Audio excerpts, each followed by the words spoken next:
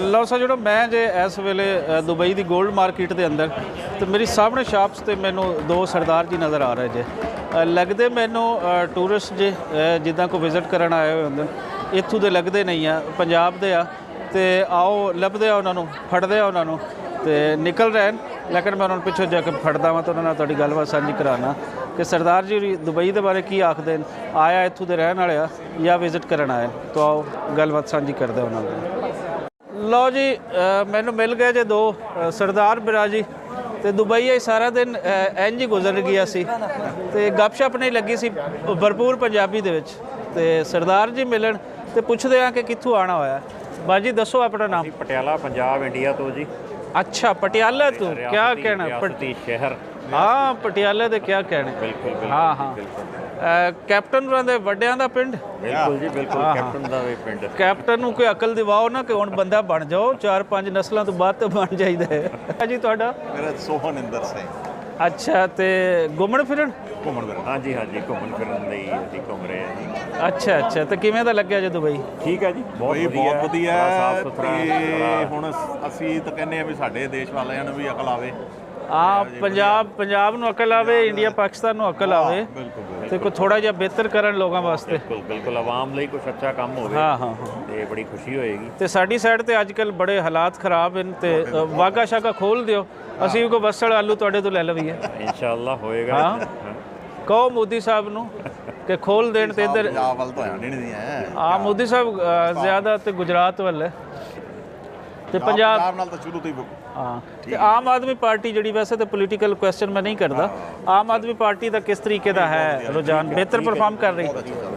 ਚਲੋ ਜੀ ਤੇ ਕੋਈ ਹੋਰ ਗੱਲਬਾਤ ਕਰਨਾ ਚਾਹੋ ਕੋਈ ਲੋਕਾਂ ਨੂੰ ਮੈਸੇਜ ਦੇਣਾ ਚਾਹੋ ਤੁਸੀਂ ਪੰਜਾਬੀ ਪ੍ਰਚਾਰ ਟੀਵੀ ਤੇ ਇਸ ਟਾਈਮ ਜਾ ਰਹੇ ਹੋ ਔਰ ਤੁਸੀਂ ਦੇਖੋਗੇ ਵੀਡੀਓ ਅਪਲੋਡ ਹੋਏਗੀ ਤੇ ਕੀ ਕਹਿਣਾ ਚਾਹੋਗੇ ਕੋਈ ਦੁਬਈ ਦੇ ਬਾਰੇ ਖਾਸ ਇਹਦੇ ਚੀਜ਼ਾਂ ਦੇ ਬਾਰੇ ਦੱਸੋ ਕਿੱਥੇ ਕਿੱਥੇ ਘੁੰਮਣ ਵਾਲਾ ਹੈ। ਮੇਰਾ ਅੱਜ ਫਸਟ ਡੇ ਜੇ ਕੱਲ ਮੈਂ ਆਇਆ ਜੇ ਲਾਹੌਰ ਤੋਂ ਤੇ ਦੱਸੋ ਕਿੱਥੇ ਕਿੱਥੇ ਘੁੰਮਿਆ ਜਾ ਸਕਦਾ। ਸਾਰੇ ਏਰੀਆਜ਼ ਜਿਹੜੇ ਆਮ ਹੈਗੇ ਜੀ ਘੁੰਮੇ ਜਾ ਸਕਦੇ ਆ। ਹਾਂ ਇੱਕ ਫਿਊਚਰ ਮਿਊਜ਼ੀਅਮ ਅਸੀਂ ਗਏ ਸੀ ਕੱਲ ਕੋਈ ਇੰਨਾ ਖਾਸ ਨਹੀਂ। ਫਿਊਚਰ ਮਿਊਜ਼ੀਅਮ ਤੇ ਤੁਸੀਂ ਹੈਰੀਟੇਜ ਮਿਊਜ਼ੀਅਮ ਗਏ ਹੋ ਦੁਬਈ? ਨਹੀਂ ਜਾਣਾ ਹੈ ਤੁਸੀਂ ਉੱਥੇ ਜਾਣਾ ਮੈਂ ਉੱਥੋਂ ਹੋ ਕੇ ਆ ਰਹੀ ਹਾਂ ਉੱਥੇ ਕਾਫੀ ਕੁਝ ਅੱਛਾ ਹੈ ਬਿਹਤਰ ਹੈ ਬਹੁਤ ਬਿਹਤਰ ਹੈਗਾ। ਤੇ ਇੱਥੇ ਕਿੰਨੀ ਕੁ ਹੈ ਆਪਣੀ ਪੰਜਾਬੀ ਕਮਿਊਨਿਟੀ ਕਿੰਨੀ ਕੁ ਹੈ ਇਹਦੇ ਬਾਰੇ ਨਹੀਂ ਜ਼ਿਆਦਾ ਤੁਸੀਂ ਫਸਟ ਟਾਈਮ ਦੁਬਈ ਆਏ ਹੋ? ਅੱਛਾ ਅੱਛਾ हाँ तो है बस टामा ही है पंजाबी कम्युनिटी को बहुत ज़्यादा काफ़ी ज़्यादा है काफ़ी ज़्यादा। हाँ मैंने ज़्यादा पख्तून इतने नज़र आ रहे हैं पश्तो स्पीकिंग काफ़ी है टैक्सी तकरीबन अच्छा ਜਿਹੜੇ ਟੈਕਸੀ ਚਾਲਕ ਹੈ ਉਹ ਜਾਂ ਪਾਕਿਸਤਾਨ ਪੰਜਾਬ ਦੇ ਹੈ ਜਾਂ ਹਿੰਦੁਸਤਾਨੀ ਪੰਜਾਬ ਦੇ।